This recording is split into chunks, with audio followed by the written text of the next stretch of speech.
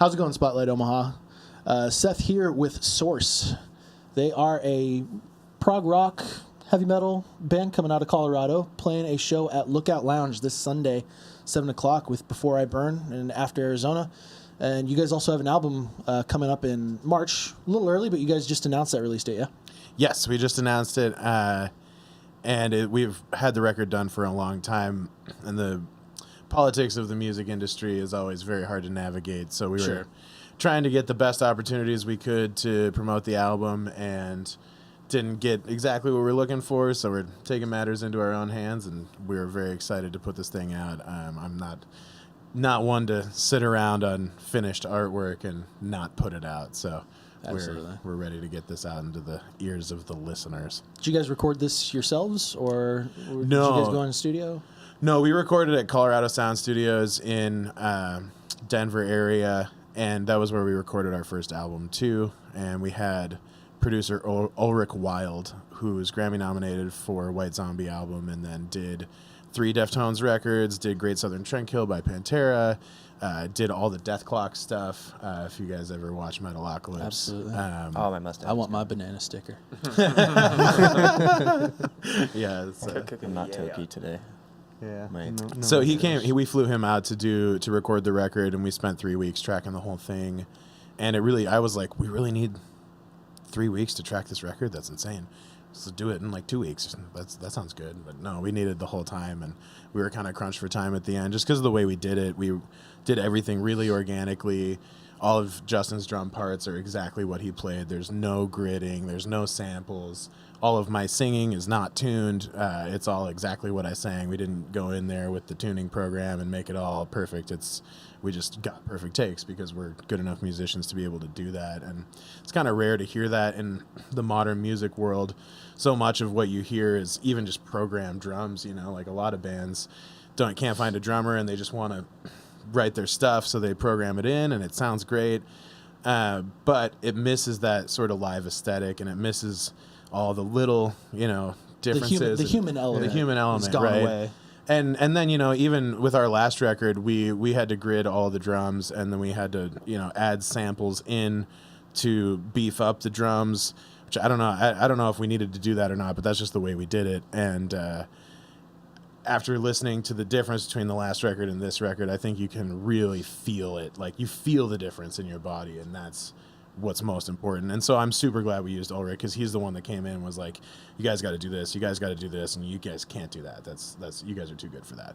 So we really worked hard in the studio for those 3 weeks, and then he took it back to his studio in Los Angeles to mix everything. And between going back and forth on email was very difficult, but we had hundreds of emails back and forth discussing reverbs and echoes and compression and bass tones and all this stuff. You had a lot to lock down even before you guys got started. Yeah. So after that, he mastered the whole thing, and it's really he recorded, mixed, mastered, engineered the entire record, and produced the entire record. So it's our music, but the spectacle that is, the album is really a lot to do with Ulrich's talents. Yeah, his fingerprints are all over it. All over it, yeah, very Ulrich-y fingerprinted. It's like, now, a comment. Well, before I go on, I want to make sure, where can we hear the album, when it comes out? You'll be able to get it everywhere that you can download music. Amazon, iTunes, Spotify. Rhapsody is another one that people use. So it'll be out on all those places. If you want a physical copy of it, come see us when we tour for the album. Go to our website, which is listentosource.com, and you can buy it from the store there, or you can get it on Amazon. You can choose to get a physical copy sent to you as well. Awesome. Now, the making an album, as especially in kind of the harder rock or the metal genres, making an album seems to be becoming a little bit less popular, and musicians are jumping over to doing singles with video accompaniment on YouTube. Yeah. Were you guys kind of seeing that dropping away, or going through the album process? I mean, that had to be something on your minds. Should we be recording a full album, or should we just be getting it out as soon as we can? Definitely never on my mind. I think that that kind of stuff, while it might be good for promotion, is really just kills the artistic element of creating an experience for people. If you put out a couple singles, they're just individual, they're individual paintings, let's say. I look at an album as a bunch of paintings that are all in a theme that all speak to the same kind of thing. And that includes the album artwork, that includes, all of the branding that goes around it, the way that you actually experience, like looking at the lyrics inside the jacket, like having it all created into one experience. And if you just have a couple singles, you're not going to get the full experience of an album. And I think when you look at, I have a huge vinyl collection. I have, 2 big rows of vinyl at my house, and I listen to it a lot. And I love to pull out the records and look at the big artwork, and it's just such a spectacle. Yeah. And I think that part of what the convenience of modern music has done is it's taken away a lot of that artistic spectacle that an album can be. And, I'm a huge Pink Floyd fan, and I think Pink Floyd does such a good job of that. When you buy a Pink Floyd record, there's so much inside of it, or a Beatles record. I listened to the Beatles a bunch when I was a kid, but I didn't know what the Beatles were all about until I went and bought a record. And I got Magical Mystery Tour, and I opened it up, and there's a whole color book with, all their faces and this crazy trippy stuff. And that to me is so much more inspiring musically and just in life in general. People listen to music to be inspired, whether or not they create music or art or whatever. Like, people listen to music to be inspired, and if it's just 3 songs with some videos that are just us playing with some silhouetted light or something, it's not going to do the same thing, and it's not going to make people feel the same thing. And we really do this because we want to give people like deep inspiration, and I think that a full album's the only way to do that.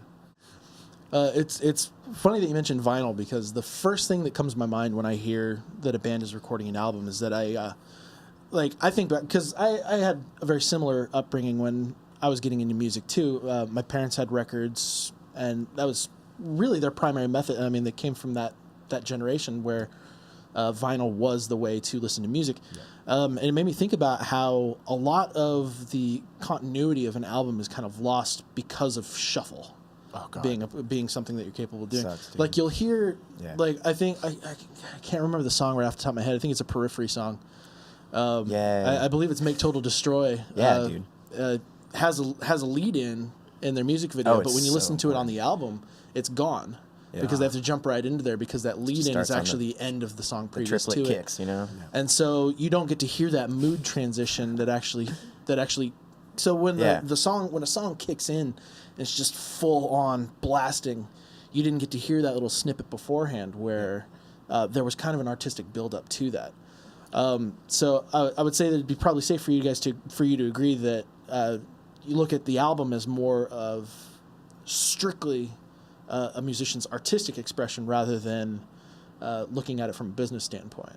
Yeah, I think while you can, it's definitely smart to look at your music from a business standpoint. And part of how this new album sounds is because I learned a lot about the music business and what sells and what doesn't. And my whole goal for this was to make something that really speaks to people, because the first record, the people who get it are obsessed with it. They put it in their truck, they leave it there for 2 years, and if they don't have anything to listen to, default to Source. And that's awesome.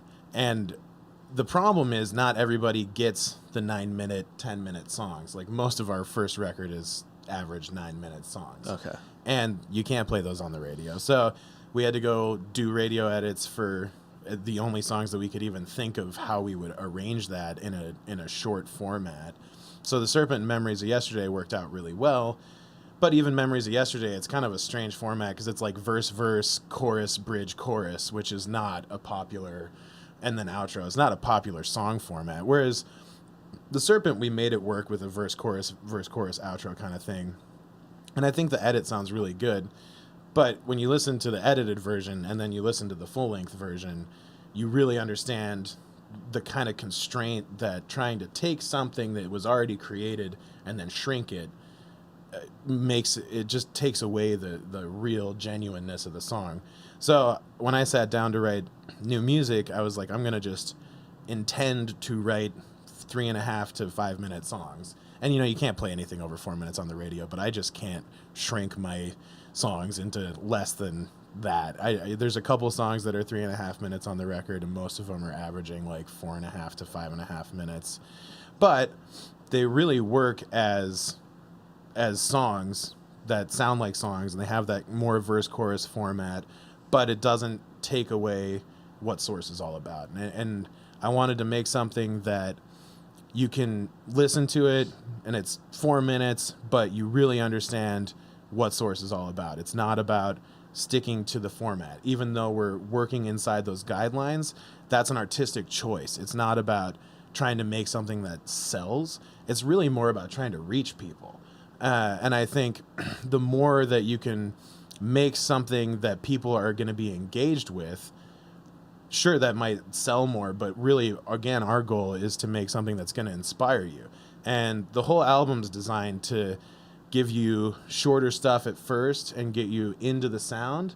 And by the end of it, you're in these complicated, longer, progressive rock metal songs that have odd time signatures. They have world instruments. They have, lots of crazy formats, lots of soundscape trippiness that going on. And I think the whole point is to kind of suck people in and break down that idea of what a song is supposed to be by giving them what a song is supposed to be and then showing them something else. It's like getting like replay factor, like there's got to be something that makes you listen to it again. Yeah. Because a lot of songs nowadays are just like, you could have heard it like a million times before, Sure. Yeah. Like These guys do something special with that, with taking other influences and like, I don't know, bridging a gap to something else people may not have heard before. And Yeah. it's tight. It's what Yeah. got me into it too. And Like, you also now get I'm an here. element to where every single time you listen to the song, you'll hear something new, or you'll hear another little snippet that you didn't Yeah. catch every other experience that you had. Absolutely. Now, so going through that process, I mean, obviously this is going to be a short period at all. I imagine that you guys are already leading into the next album that We you're have pushing 2 into. albums already written. Yeah, Ben's prolific at writing. Yeah, he just man. goes, man. Yeah. I wrote an album while we were recording Return to Nothing, and lyrics are like done basically except for one song. And when we went to record the next record, I asked my former bandmates what we should do. Should we do this record that's super prog, crazy long songs all over the place, no holds barred Source, right? Or should we try and make some stuff that kind of allows more people a doorway into what we're really all about? And so I decided to start working on more radio friendly, like trying to take what we do and make it radio friendly. And again, just so that we can reach more people. And so that record is done and we just need to record it, but the songs are all written. And then in the period of time from when we first started working with Ulrich, he asked us to write more songs.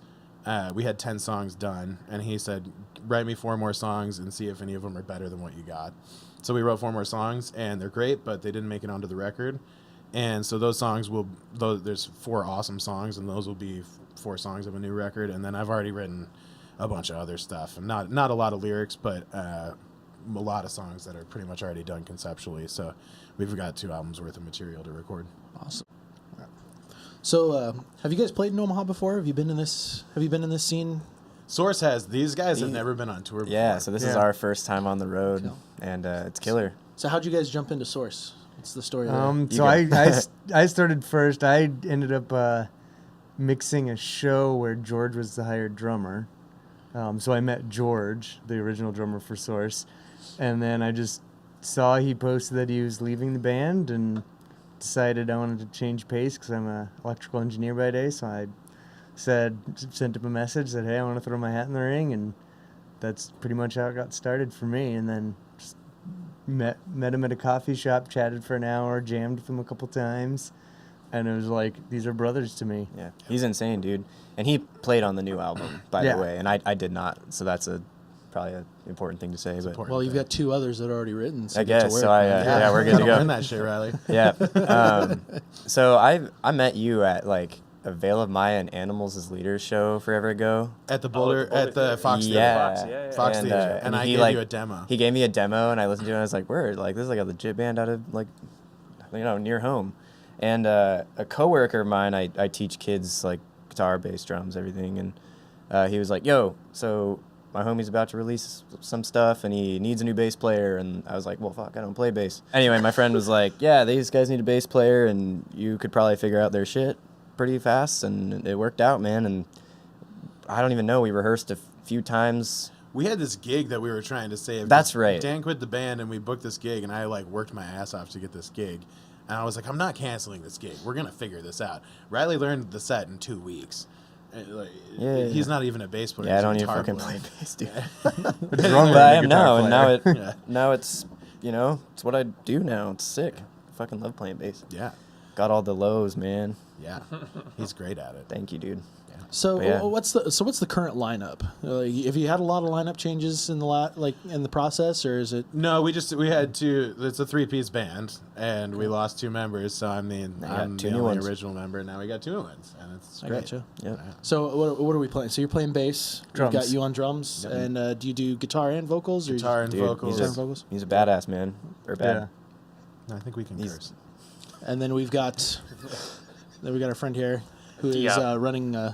Running everything else in the back, just sort of auxiliary muscle, Okay. carrying Merch, stuff, roadie, roadie, driver. stagehand. Jack of all trades. I'm the merch girl this time. He's in the whole merch. So- Yeah, he's merch girl.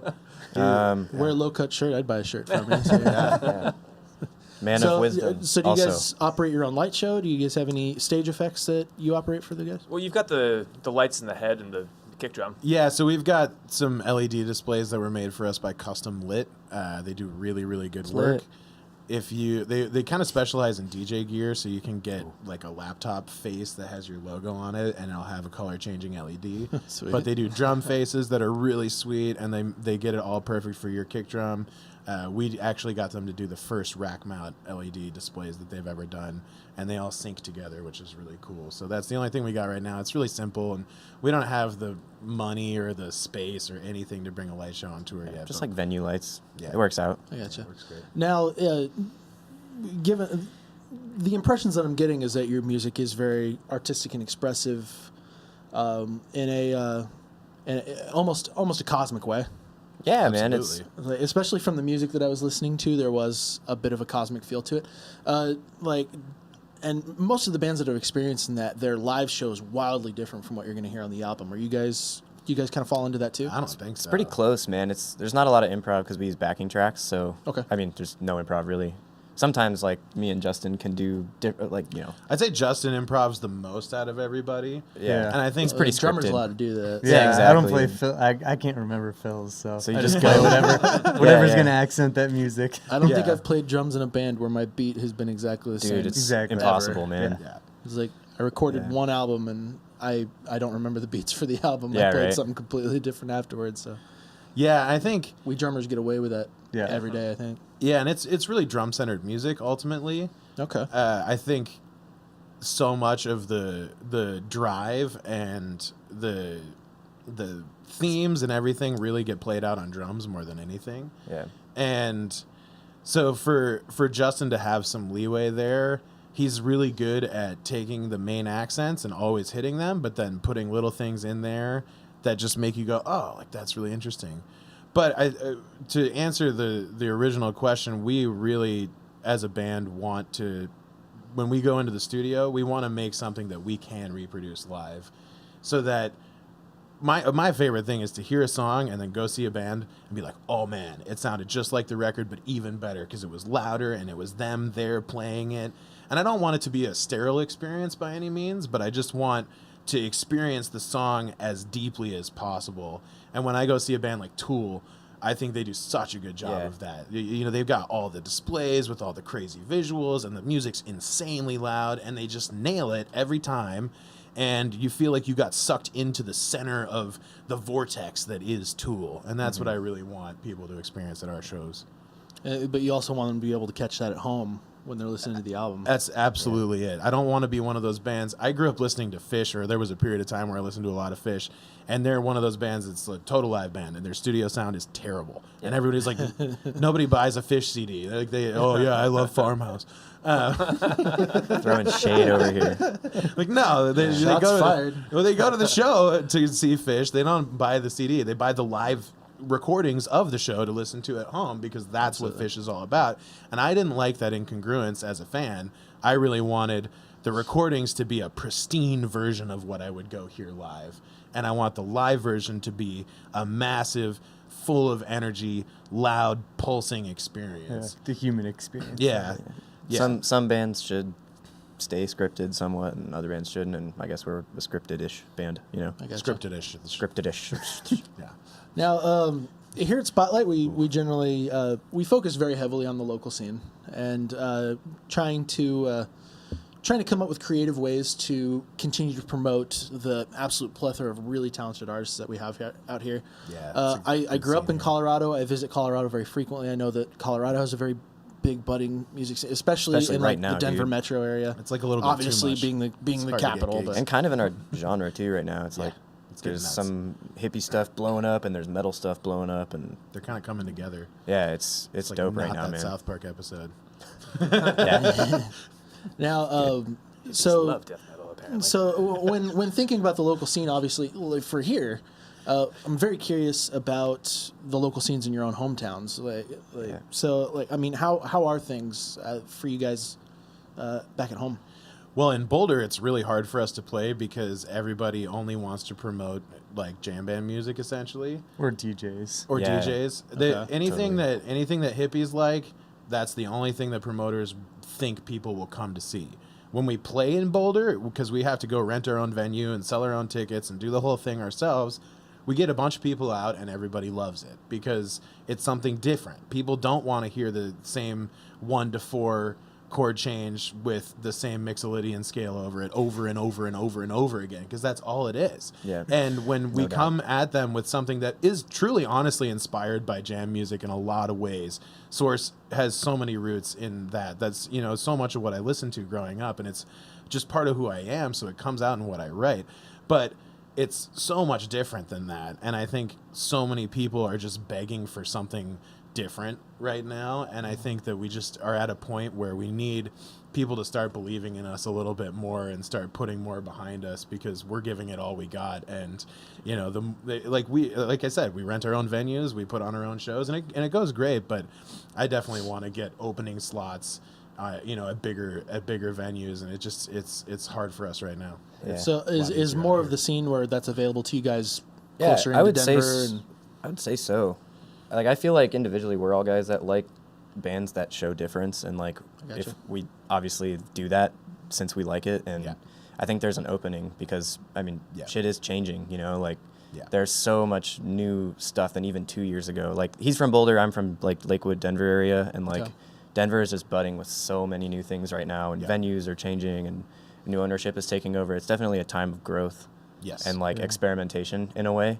Yeah. Especially for like opening bands, you know, headlining bands are going to be headlining bands, and they're going to be on tour from everywhere. But even before I started playing with these guys, like with my own stuff or whatever, like they're down to check you out maybe before you have enough, or maybe before you're maybe like reputable enough to. people are taking chances on They new are, groups a lot more. and usually That's- even we're if noticing you that out here too. even if you flop or whatever, man, and as long as you have a good time and like lay it down and have fun, like people will have you back. Like people are nice, I guess. Now, speaking of like experimental projects, you mentioned before we started recording that you do some solo stuff as well. Yeah, I do. It's like I don't even know what to call it, dude. Like it's just a weird techie. It's an experiment. So it's kind of Yeah. a way to blow off some steam. And, I guess, yeah. And I he's mean, being modest about it. He played Yeah. drums, guitar, almost all the bass on it, Yeah. and slays. thanks, dude. It's incredible. It's weird shit. It's It's kind of inspired Animals by as leaders ish. inspired by those bands, you know, Animals and. But Periphery it's and also stuff, different. It's got a lot of that almost like Scale to Somebody kind of thing, just in the color of the sound, I guess is what I would say. Yeah, it's Like, super reverb out. It's called Light Story if anyone's interested in that. Not to plug in your interview. But you mentioned Sure. it as a solo project. Do you guys merge that with any source at all? Well, he's opened the mean- last show, and he's opening tomorrow for us, and we're trying to get him opening for a lot more shows because it just really sets the vibe for the night. Yeah. It really, like, last night was so much fun. That's and sick. the system was so loud, and like hearing all of his drum parts and everything just blasting. I was like, Yeah. oh man, this is such good stuff. Which man. is sick for me that they dig it because then it gets them in a vibe to play like a good set. It's kind of weird though. Like I just play alone to backing tracks that I Gotcha. played. Instrumental, I assume. Yeah, and it's like a hectic recording, man. Like it's a lot going on, a lot of layers, I'll bet, a ton of like the mix is pretty. Especially when you get to do it yourself. You're just like, whatever, I'm going to have Yeah, 14 man. pianos in this part. I don't care. Yeah, dude, it's honestly Go like for in it. every track, and like this is so dumb, but there's like 27 guitar layers per song. It's very high. But- And As- 22 Well, drum mics per song. you have to double up for each part. And I don't double up. I've got Well, like s- I mean, I've got like that's 6 rhythm parts, tracks so- are doubled, but there's like a lot of harmony, and Yeah. it's just But washed, bro. as a fan and as a musician watching your show, I don't hear 27 layers. No, I hear some rhythm guitars, I hear some harmonies, but mostly I hear you It's a sum- shredding on the guitar with yourself accompanying you in Yeah. like the most badass fashion possible. it's kind of weird, and it feels like a little selfish sometimes because music to me should be really about like being able to speak to others musically, right? And I'm just like speaking over myself, who's speaking to myself. It's like musicophrenia is what I call it. Instrumental. but it's very yeah. unified. That's the thing. Yeah, is it's that there's cool. there's It's definitely no- an entity. Like it's a sum, bigger than its parts. Maybe it like Absolutely. it's within itself communicates. It's cool. Is it pretty genre related to Source, or is it? It's a lot. It can be a lot heavier at times. Like there's some brutality. Sometimes it's very triumphant and happy and like anthemic sort of. But you're open. it's a but lot you're of different opening up shit, all the man. sets for Source. Not every for- single throughout one, this but tour, I or- guess we're trying trying to. to set up some. trying to get some more. of that, and Yeah. shout out to these guys for being so cool to me and like helping me get my shit out there because that's a huge bone to throw me, man. Like. Dude, we just want everybody to listen to all of our music Yeah, and have a great time. and we're just That's all we like homies, man. It's not Yeah. just about like living one image or whatever. Like we just fucking do what we want, and it's we a all got to good wear time, the same dude. shoes. Otherwise, people are going to think that we're not professional. Yeah, No. yeah, no, yeah, yeah, nah. Yeah. Yeah, nah. It's just a good time. These guys have helped me out a lot in the past few months. I've only been a part of it really since like June. Yeah, but you I came wanna in say, and but saved our asses, man. Like, you learned this so fast. It's like the only reason that we're able to be still doing this at this point in time is because you learned everything so fast. You that's came and dope to saved hear. our asses. They're good songs, man. They're cool to learn. Good. All right, guys. Well, thanks for coming in. Really appreciate you guys stopping by. Once again, this is Source coming out of Colorado. I've got Benjamin on vocals and guitar. We've got Justin on drums, and we got Riley playing bass, and also open up a few of these sets. Definitely hit us up again the next time you guys have a tour coming out. I'd love Totally, to come and man. talk to you guys again. Absolutely. having We'll us. come by. Thank every you for time, having man. us, This is man. awesome. So Yeah, once sure. again, before we close out, where can people find you? Where can people listen to your music? Best place to do it is just go to listentosource.com, and then all of our social media links are right there. So you can click to Facebook, Instagram, Spotify, YouTube, iTunes. All that stuff is linked to our album or to our pages. So go get the new or go get the old album if you haven't bought it yet. And the new album will be out March 1st. I know it's a ways out, but it's going to be really great. Travis Smith did the artwork on that as well, who's done pretty much every Opeth album cover, Catatonia, Devin Townsend. He's done a lot of and we wonderful should stuff. shout out Randy Edwards yeah. for shooting our photos and got some music videos coming out Yeah, that yep, he filmed I was gonna for say. us. Awesome. Yeah, Randy's a local guy here. He's He from was Omaha, from man. Omaha, and he's a local legend. So he really did some great work for us, and he's an awesome dude. You get some hints on when we might be able to see that stuff? We're gonna be dropping clips and stuff like that throughout the winter, just to get people hyped. So yeah, keep your eyes out. Starting in January, I think is when we're really gonna start amping up the promo for the release in March. Gotcha. So finishing up the tour, taking a little bit of time off to work on the business side of things, and We're gonna do another week. It looks like in kind of the I don't know.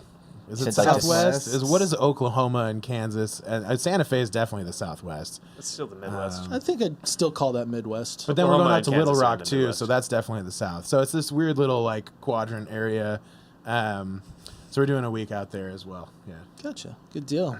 And all leading up to an album release in March. What day was that coming out? It's always In a March. Friday, right? March Should be a- 1st. March 1st. March Yeah, 1st. it's a Yeah. Friday. Yeah. Good deal. All right. Well, definitely hit us up again a little bit closer to the album release, and we'll. Yeah, we'll be back through for the album release for We've sure. got if not we've definitely before. got a good writer who loves doing album reviews. So Sweet. I'll Oh, jump great. on We'll that send too. it to you. Awesome. Cool. Sweet. Thanks for dig coming it. in, guys. Yeah. Appreciate it. Thank you, man. Have a good Peace. night.